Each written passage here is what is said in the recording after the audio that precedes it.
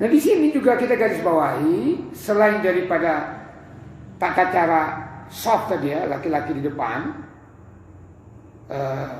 kemudian perempuan di belakang, yaitu bahwa sholat sunnah boleh dilaksanakan berjamaah, sebagaimana kita sholat tarawih. Tarawih itu kan sunnah. Ya, begitu juga sholat tahajud boleh kita laksanakan secara berjamaah dengan istri kita. Nah, cuman pendapat para ulama, sholat sunnah berjamaah atau tidak berjamaah pahalanya sama. Bismillahirrahmanirrahim. Malam ini giliran hadis yang kita bahas masih tentang sholat bagian ketiga. Ya, bagian ketiga ini ya mengenai kalau kemarin mengenai pakaian, gitu ya, bahwa salah satu syarat yang harus ya, dikerjakan oleh orang yang sholat yaitu menggunakan atau memakai pakaian yang bersih, menutup aurat. Jadi kalau tidak ada pakaian menutup aurat tidak sah sholat. Nah demikian juga syarat yang lain, bahwa harus berdiri di tempat yang bersih. Nah, ini yang akan kita lihat. Bagian pertama, orang sholat di atap atau di atas mimbar, bukan mimbar, mimbar, dan atau di atas kayu. Gimana? Pernah Nabi memberi contoh sholat di mimbar supaya dilihat oleh orang. Nah, coba ini diriwayatkan dari Ali bin Abdullah sampai kepada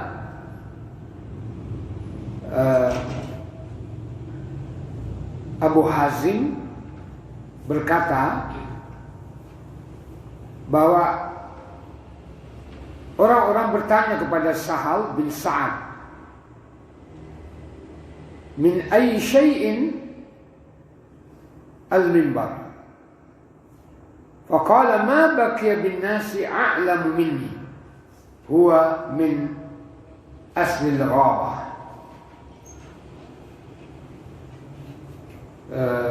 Orang-orang bertanya kepada Sahal bin Sa'ad tentang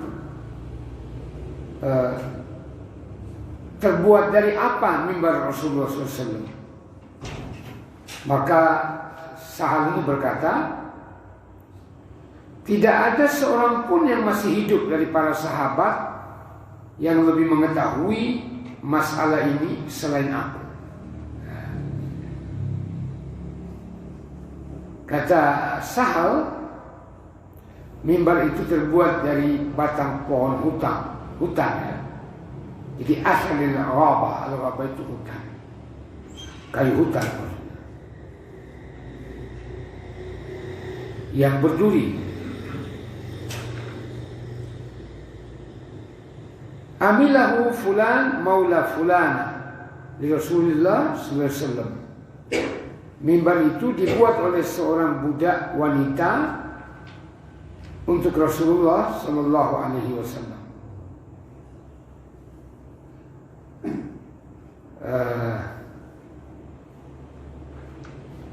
Wa qama alaihi Rasulullah SAW hina umila wa wudi'a fastaqbala al-qibla kabbara wa qama an-nasu khalfah.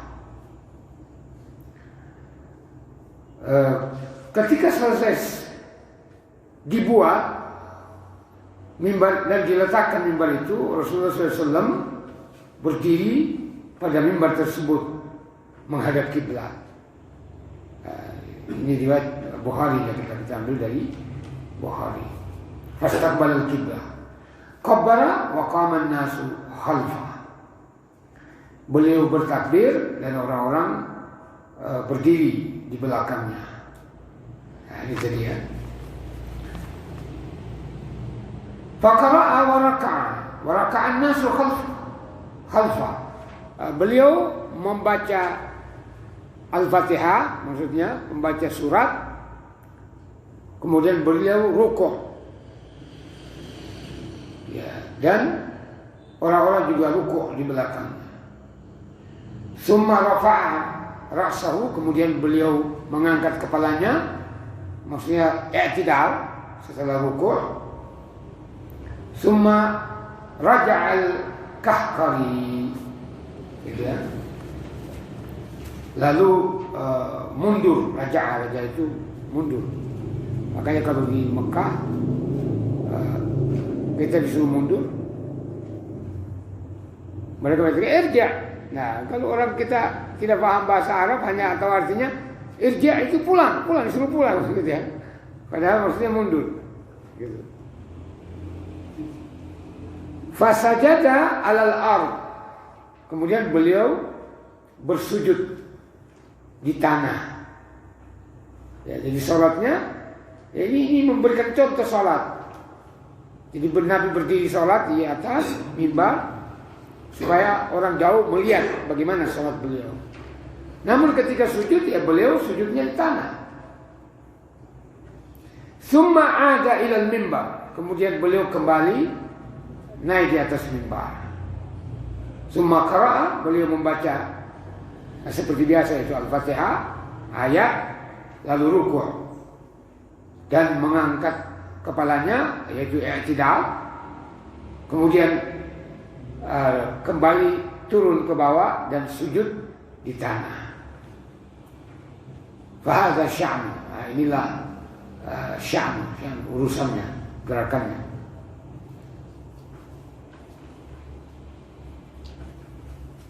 Ya, hadis ini dikatakan oleh Abu Abdullah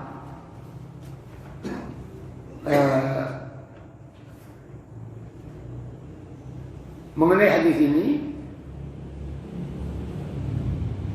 Imam Ahmad bin Hanbal bertanya kepada Ali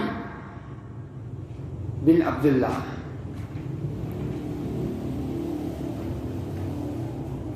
qala fa inna ma aradtu anna Nabi sallallahu alaihi wasallam kana a'la minan nas.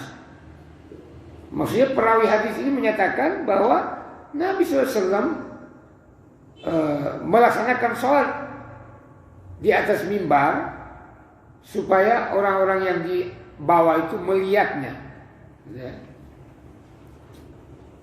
Fala ba'sa ayyakuna al-imamu a'la minan nas bihadzal hadis. Maka tidak apa-apa imam itu tempatnya lebih tinggi. Nah, biasanya di masjid pernah saya dapat masjid, jadi pengimamannya ini dinaikkan sekitar 20 cm. Ya, supaya orang di belakang melihatnya. Gitu. Ya itu boleh, bahkan hadis ini.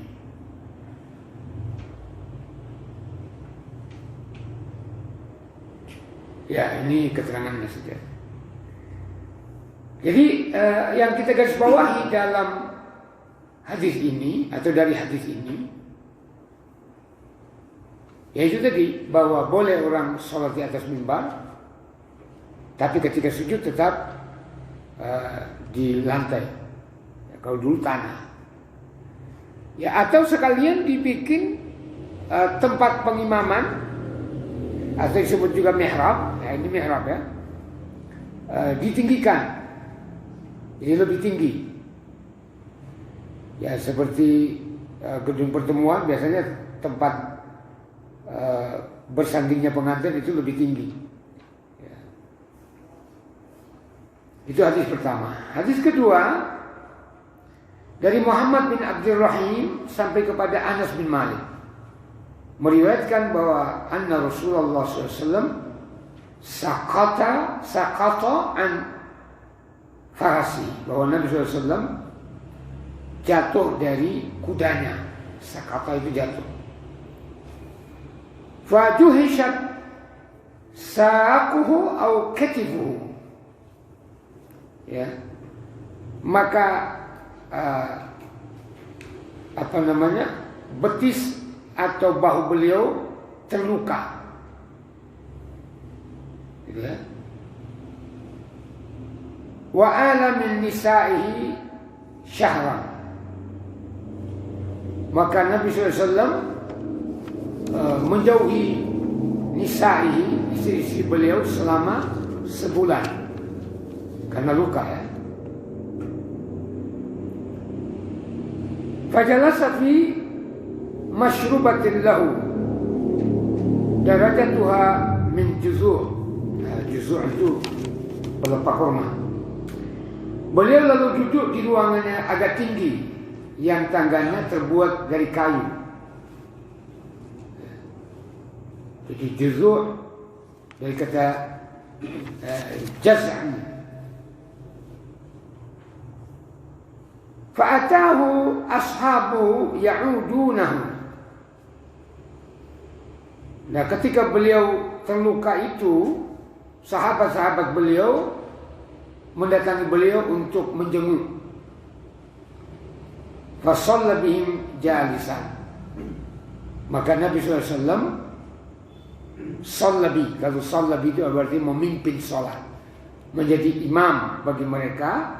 Jalisan, beliau dalam keadaan duduk. Jadi boleh imam itu duduk, gitu ya. Ya, jadi sekalipun ada orang yang bisa jadi imam, kalau imam itu mau jadi imam karena dia imam tetap di situ, ya, atau dia lebih alim daripada imam yang ada, gitu ya. Maka sekalipun imam itu duduk, ya. Ada yang mengatakan makmum karena imam duduk, mereka juga harus duduk. Ya, tapi tidak. Imam itu duduk karena dia berhalangan, gitu ya. Yang sanggup berdiri, dia berdiri.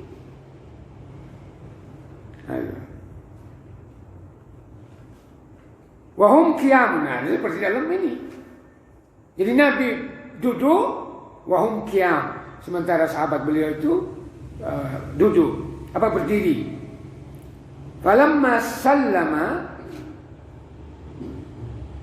tatkala beliau telah mengucapkan salam untuk bubarnya salat, beliau bersabda, innama ju'ilal imamu liyutamma bihi. Imam sesungguhnya dijadikan, atau imam itu diangkat supaya orang bermakmum dengannya. Jadi tidak boleh berbeda gerakan makmum dengan imam, gitu ya. Fa idza kabbara, apabila kata beliau Rasulullah SAW, imam bertakbir, fakabbiru, maka ikutlah bertakbir. Wa idza raka'a farka'u, kalau imam rukuk, maka rukuklah kalian. Begitu juga apabila wa idza sajada fasjudu. Bila imam sudah sujud, maka sujudlah. Wa in shalla qa'iman fasallu qiyaman. Apabila imam itu salat berdiri, maka berdirilah kalian. Wa nazala li 29 faqala ya Rasulullah innaka alaita syahran, faqala inna syahra 29.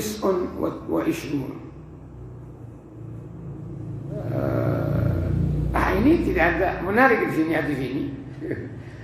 Tidak ada keterangan, hanya Nabi mengatakan kalau imam berdiri, berdiri. Nah, bagaimana kalau imam duduk? Ya? Tidak disebutkan oleh Nabi. Karena Nabi mencontohkan beliau duduk, yang lainnya berdiri. Ya. Gitu ya, karena sudah dicontohkan oleh Nabi, jadi tidak disebutkan lagi. Nah, ini keterangan yang belakang ini, maksudnya Nabi SAW tidak bersama istri-istrinya selama 29 hari. Nah, 29 hari itu 1 bulan menurut bulan Hijriah. Ya, jadi itu tadi. Nah, berarti dalam hadis tadi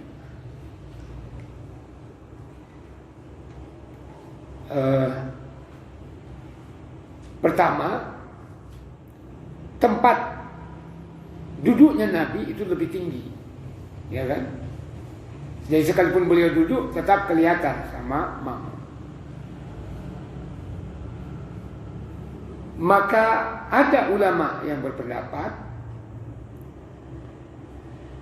bahwa makmum itu harus melihat imam, mengetahui salatnya imam. Nah, bagaimana dengan tempat jauh seperti Masjid Haram? Masjid Haram itu kan luas, gitu ya. Sekarang mungkin berapa ribu, 20.000 meter kali, 20.000. Ya sangat luas itu ya. Bukan hanya 20.000, itu lapangan itu ada 17.000 itu, 17.000 meter. Lapangan Mataram. Masjid Haram ya sudah mungkin 20 apa itu ya? Ya, luas, sangat luas sekarang di. Nah, apalagi Madinah. Nah, sehingga ada ulama mengatakan yang penting tahu sholat imam dimanapun dia sholat, maka sah. Sehingga dijadikan suara imam itu besar. Ya. Jadi suara Masjid Nabawi itu besar ya. 1 kilo kita maktab kita itu sangat keras. Begitu juga Masjid Haram. Sehingga ada orang menurut pendapat itu, karena kalau berlari ke sana jauh dan diantarai jalan, ada orang yang sholat di hotel, gitu ya. Di hotel ikut sholat jamaahnya Masjid Nabawi. Nah, begitu juga Masjid Haram. Nah, sampai ada pemimpin haji pada waktu itu, sholat di hotel ini sama karena kita tahu. Ya, saya bilang enggak, masjid ya masjid ya, hotel ya hotel, saya bilang gitu. Saya ngotot. Yang dimaksud 100.000 rakaat itu ya di masjidnya, bukan di hotel. Itu penyesatan itu. Saya bilang, saya keras waktu itu ya. Ini penyesatan sholat di hotel sama dengan masjid, sama dengan sholat di Masjid Haram. Ya enggak. Ya, tapi kalau sakit, kedinginan karena musim dingin kalau Desember Januari sangat dingin. Ya, tidak apa-apa, sholat berjamaah di maktab, tetapi pahalanya tidak sama dengan sholat di Masjid Nabawi atau Masjid Haram. Ya. Ya, kemudian bagian kedua, jika orang yang sholat ketika sujud pakaiannya menyentuh istrinya, di mana itu? Ini diriwayatkan dari Musaddad sampai kepada Maimunah. Maimunah ini istri Nabi. Qalat, Maimunah berkata, karena Rasulullah SAW, dulu Rasulullah SAW, yusalli, beliau sedang sholat, wa ana hidha'ahu, sementara aku berada di sampingnya, wa ana haid, ketika itu aku dalam keadaan haid, wa rubbama asabani thawbuhu idza sajada, dan hampir saja, rubbama itu hampir saja beliau ketika sujud pakaian beliau mengenai aku, artinya tidak apa-apa. Dan beliau sholat di atas tikar kecil. Qalat wa kana yusalli 'alal khumrah, ya seperti sajadah ini. Nah, dalam riwayat Aisyah juga bahwa Nabi pernah sholat malam,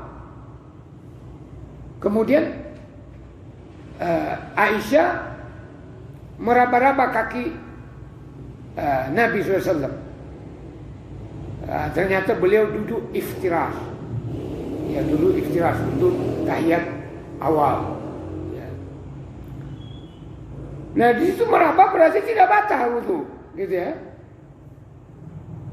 Ya, Nabi SAW juga pernah mencium istrinya mau pergi ke masjid dan tidak berwudu lagi. Ya, ditanya oleh ponakannya Aisyah, yaitu Urwah, apakah yang dimaksud istrinya itu engkau, wahai Ummul Mukminin? Kata Aisyah, siapa lagi kalau bukan saya? Ya. Nah, dari sini pendapat ulama bahwa istri itu karena sudah menjadi mahram tidak batal wudu kalau hanya bersentuhan. Nah, berarti kan aula mastumun nisa itu diartikan berhubungan suami istri, ya, baru batal. Jadi la masa di situ ya berarti menyentuh, maksudnya berhubungan suami istri baru batal. Nah, namun kita di Indonesia ini dipengaruhi oleh pendapat Syafi'i, ya, batal tanpa ada penghalang, bersentuh tanpa ada penghalang ya batal, gitu ya. Ya, tapi kita ada keterangan majelis tarjih tidak batal. Nah, itu tadi. Kemudian sholat di atas tikar. Dari Abdullah sampai kepada Anas bin Malik, anna jaddatahu, bahwa Anas bin Malik ini punya nenek, ya, jaddah itu nenek, Mulaika, yang bernama Mulaika, da'at Rasulullah SAW li ta'amin sana'athu lahu. Neneknya Anas bin Malik ini mengundang Rasulullah SAW untuk makan, ya, jamuan makan yang dibuat oleh neneknya Anas ini. Fa'akala minhu, maka Rasulullah SAW mengkonsumsi makanan yang disediakan oleh Mulaika tadi. Kemudian beliau bersabda, "Qumu fala usalli lakum." Berdirilah kalian, ya, aku akan pimpin kalian sholat, kata Nabi. Ya, memang sahabat ataupun sahabiyah ketika mengundang Rasulullah, mereka menginginkan supaya Rasulullah sholat di rumah mereka. Karena dalam surat At-Taubah di sana dikatakan fa inna salataka sakanun lahum. Sesungguhnya salatmu menjadi ketentraman, ketenangan bagi mereka. Nah, itu juga yang dimaksud adalah mensolati jenazah maksudnya. Tapi kebiasaan banyak Rasulullah SAW diriwayatkan salat di rumah sahabat yang mengundang beliau. Ya. Nah, kita ingin juga Nabi sholat di rumah kita kalau kita sezaman dengan Nabi, ya kan? Ya, sekarang ini banyak orang mimpi-mimpi bersama Nabi, gitu ya, gitu ya. Yang viral juga itu. Ya, wallahu a'lam. Ya. Lebih sial lagi ada yang mengatakan dalam keadaan sadar dia bersama Rasulullah, itu bohong. Ya, itu kalau mimpi masih memungkinkan. Tapi kalau dalam keadaan sadar ada Rasulullah di sampingnya, ya siapa kok ya, gitu ya. Ya. Sahabat aja ketika Rasulullah SAW meninggal dunia kan seperti Abu Bakar, seperti Umar, nggak ada rohnya Rasulullah duduk bersama Abu Bakar lagi situ. Nah, ini orang tidak punya apa-apa, ilmunya sititok gitu. Wah, baru menyatakan dalam ceramahnya, wah ini saya duduk bersama Rasulullah. Nah, itu nggak ada seperti itu.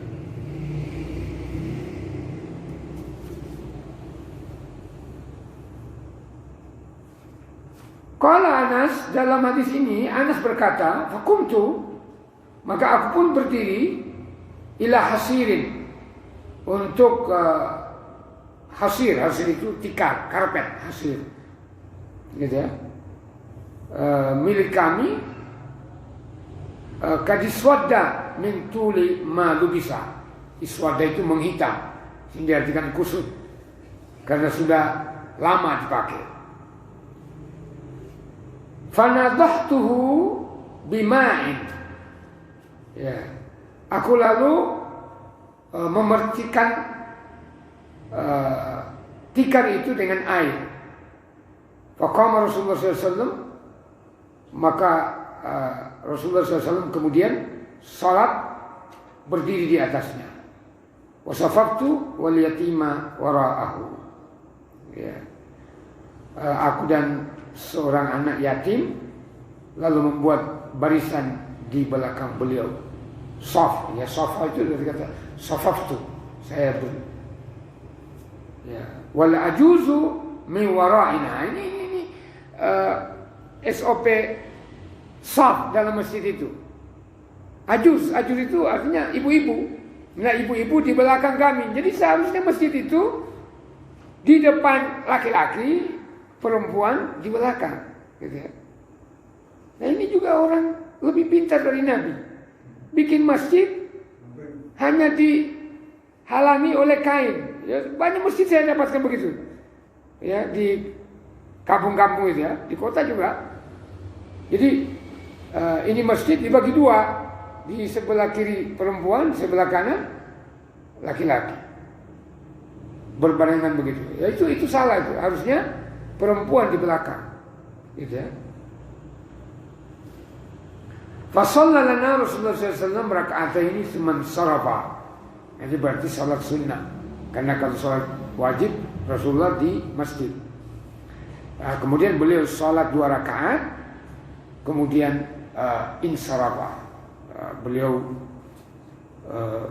bubar, pergi, selesai. Insaraf itu selesai, pergi. Gitu ya. Nah, di sini juga kita garis bawahi, selain daripada tata cara shaf tadi ya, laki-laki di depan, kemudian perempuan di belakang, yaitu bahwa salat sunnah boleh dilaksanakan berjamaah. Sebagaimana kita sholat tarawih. Tarawih itu kan sunnah. Ya, begitu juga sholat tahajud. Boleh kita laksanakan secara berjamaah dengan istri kita. Nah, cuman pendapat para ulama, sholat sunnah berjamaah atau tidak berjamaah pahalanya sama. Gitu ya. Jadi tidak ada pengaruhnya. Pengaruhnya hanya khusyuan bahwa kita dipimpin oleh imam yang bagus bacaan. Tapi ada di antara kita menginginkan sendiri karena mungkin dia lebih menginginkan agar bacaannya lebih banyak, lebih panjang. Nah, kalau istri atau anak kita ikut, ya dia bisa bosan di belakang, ya kan begitu ya. Kadang-kadang kita lebih ingin sujudnya lama, rukuknya bacaannya banyak. Ya, karena Nabi katakan perbanyaklah tasbih dalam rukuk, perbanyaklah doa dalam sujud. Nah, terutama sholat tahajud. Gitu ya. Nah, maka sendiri-sendiri sholatnya tidak apa-apa. Ya, karena sunnah. Gitu ya.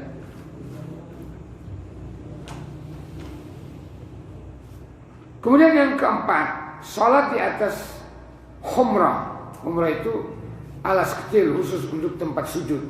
Nah, itu boleh seperti dibawa oleh bapak-bapak, biasanya hanya 20 kali 20 cm atau yang kecil gitu ya, sejadah kecil. Ya, tapi kalau saya pilih yang sedang gitu ya. Jangan terlalu besar juga akhirnya makan tempat gitu ya. Kalau di pengimaman tak apa-apa, atau sajadah yang kita gunakan untuk sholat di rumah, lebar kok tidak apa-apa supaya kita nyaman. Ya.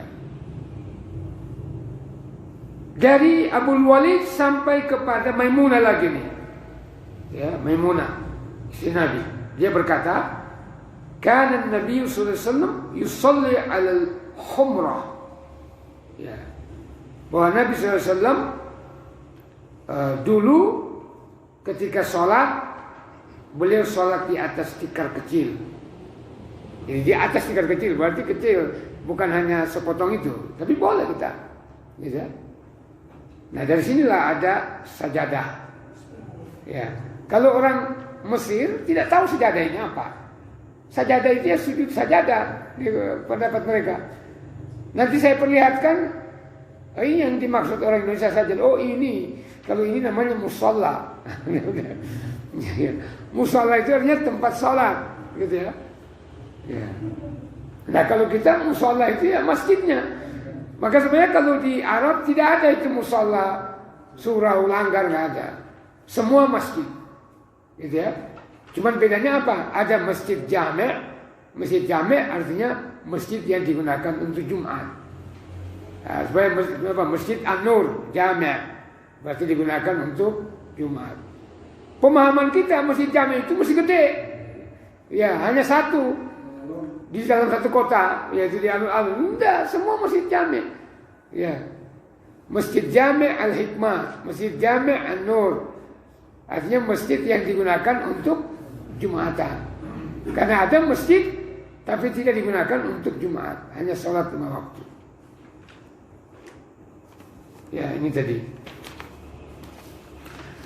Kemudian sholat di atas alas tidur, yaitu kasur, gitu ya, atau busa. Kalau sekarang ini banyak orang karena sudah tua bikin beli sejadah, kemudian disuruh tukang jahit pakai busa. Nah, bagaimana? Boleh atau tidak? Nah, coba kita lihat. Ini dari Ismail sampai kepada Aisyah, istri Nabi juga SAW. Annaha qalat, bahwa Aisyah ini berkata, kuntu anamu. Dulu waktu masih hidup Rasulullah, aku tidur baina yaday Rasulullah SAW. Ini tadi yang saya katakan tadi ya. Ya. Ternyata ini Sahih Bukhari. Gitu ya. Sementara aku, kedua kakiku, aku berbaring di hadapan Nabi SAW. Baina yaday Rasulullah SAW. Warijlaya fi qiblatihi. Sementara kedua kakiku di arah kiblat beliau sholat. Fa iza sajada ghamasani. Jika beliau sujud, beliau menyentuh kakiku. Nah, ya. Faqabattu rijlayya. Maka aku pun menarik kakiku, mengkerutkan kakiku. Fa iza qama basattuhuma. Apabila beliau berdiri bangkit dari sujud, aku bentangkan lagi kakiku. Ya. Qalat Aisyah berkata, wal buyutu yawma idin laisa fiha masabih. Ya, pada saat itu di rumah-rumah ya belum ada lampu penerang. Hanya lampu dinding itu pakai minyak, kalau tidur dimatikan. Ya, kalau sekarang kan terang begitu ya. Nah ini menunjukkan bahwa pertama Rasulullah SAW punya rumah tidak terlalu gede, gitu ya. Ya, jadi bilik Nabi itu Raudhah. Di samping Raudhah yang menjadi kuburan beliau itu biliknya Nabi. Ya. Yang kedua, nah ini tadi Nabi menyentuh kakinya Aisyah. Ya berarti tidak batal wudu, gitu ya.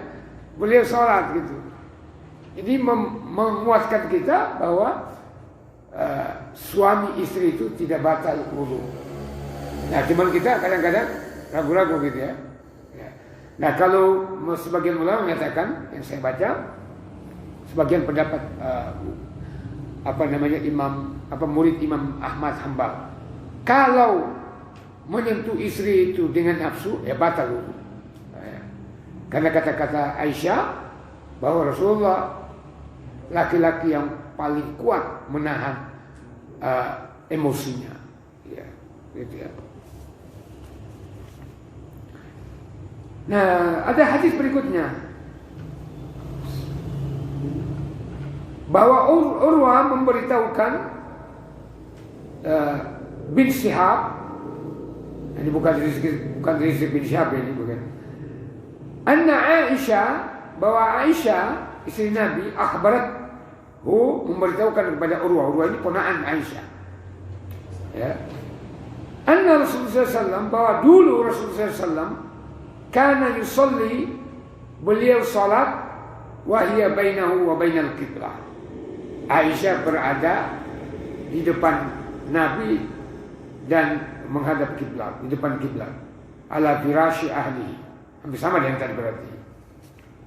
I'tiradal janazah, seperti posisi jenazah gitu. Jadi menghadap, jadi kaki kepala menghadap utara, kaki menghadap selatan.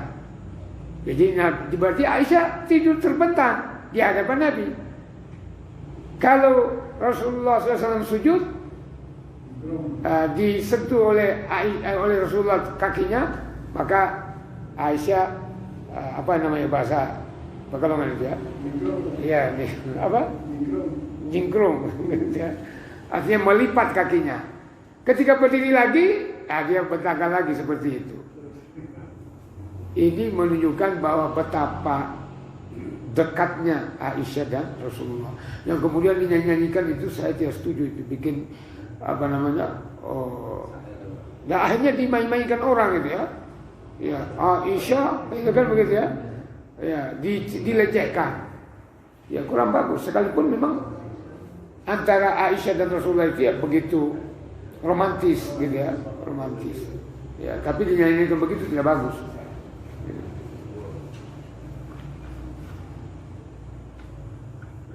Sama hadisnya ini, cuman jalurnya berbeda Pak. Jadi ini dikemukakan oleh Bukhari untuk menguatkan bahwa hadis ini bukan hanya satu jalur, tapi banyak jalurnya sehingga kuat. Sama itu maknanya. Kemudian sujud di atas kain dalam cuaca sangat panas. Nah, dari Abu Walid sampai kepada Anas bin Malik, dia berkata, kunna nusalli ma'an Nabi SAW. Dulu kami salat bersama Nabi SAW. Fayadha'u ahaduna taraf ath-thawb min shiddatil harri fi makan as-sujud. Ya. Lalu salah seorang dari kami meletakkan salah satu dari ujung bajunya di tempat sujudnya karena panasnya tempat sujud. Jadi salah satu itu. Kalau panas ya gitu ya. Tapi disepakati oleh para ulama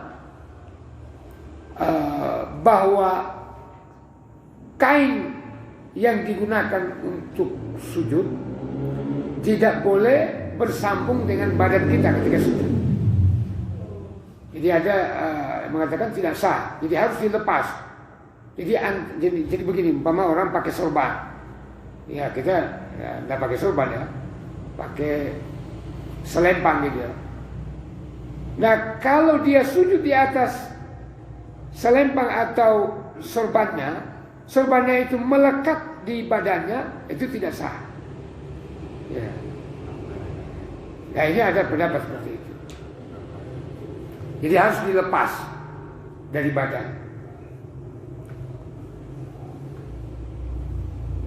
Kemudian sholat dengan memakai sendal. Nah, ini zaman biyen karena masjid ini, saya kira hadis ini tidak berlaku saat ini. Jadi sudah tidak terpakai kecuali orang yang sholat di tepi pantai, di pematang sawah. Nah kita dulu sholat sendalnya di dekat pematang sawah, gitu ya. Tapi ini benar-benar sholat. Ya, coba dari Adam bin Abi Iyas sampai kepada Sa'id bin Yazid yang bertanya kepada Anas bin Malik. Jadi sampai kepada Anas bin Malik. Akan Nabi sallallahu alaihi wasallam yusalli fina alaihi? Apakah benar bahwa Nabi sallallahu alaihi wasallam salat fina alaihi di kedua sendalnya? Qala na'am. Ya. dia berkata, ya betul, gitu ya, benar. Nah, sendal di atas apa? Sholat menggunakan sendal ya kalau di masjid orang pukul kita, begitu ya. Karena kalau dulu lantai masjidnya pasir, kalau sekarang ya sudah karpet, gitu ya. Ya, ini bisa kita jelaskan karena dibatasi oleh waktu. Saya kira yang lainnya bisa dibaca sendiri nanti. Ya, mudah-mudahan difahami. Ya, azan dulu, kemudian kita lanjutkan dengan tanya jawab. Silakan, Pak. Alhamdulillahi Rabbil Alamin.